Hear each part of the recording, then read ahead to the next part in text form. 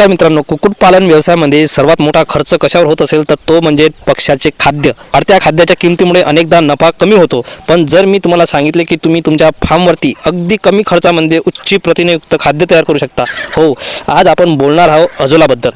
तर मित्रांनो, अजोला ही पाण्यात तरंगणारी एक प्रकारची वनस्पती किंवा शेवाळ म्हणू शकता. यात 25 ते 30% जे आहे ते प्रथिने असतात. आवश्यक अमिनो ॲसिड्स आणि खनिजे भरपूर प्रमाणात असतात.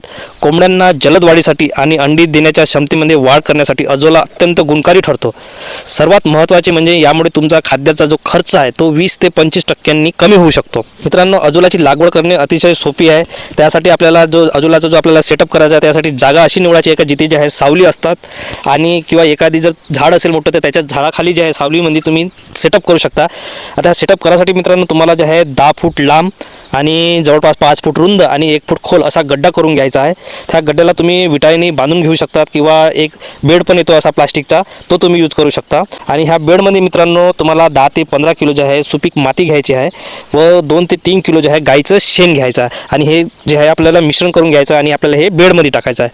आणि त्यामध्ये मित्रांनो 4 ते 5 इंच जे आहे पाणी भरून घ्यायचं आहे. बेड तयार झाल्यानंतर मित्रांनो त्यात 1 ते 2 किलो जे आहे अजोला व 10 ते 15 दिवसांनी थोडे शेण पाणी आणि 50 ते 100 ग्राम जे आहे सुपर फॉस्फेट टाकून घ्यायचा. 7 ते 10 दिवसांमध्ये जे आहे पूर्ण बेड जो आहे आपला पूर्ण हिरवागार होऊन जातो. अजोला जो आहे तो पूर्ण टाक्यामध्ये पसरून जातो. एकदा लागवड केल्यानंतर तुम्ही दररोज त्यातून अजोला काढू शकता. अजोला काढल्यानंतर तो स्वच्छ पाण्याने धुवून घ्यायचा जेणेकरून शेणाचा वास जो आहे तो निघून जाईल. तुम्ही तुमच्या नियमित खाद्यामध्ये जे आहे फीडमध्ये 50% अजोला मिसळून देऊ शकता किंवा तुम्ही डायरेक्ट पण अजोला पक्ष्यांना दिला तरी चालतो.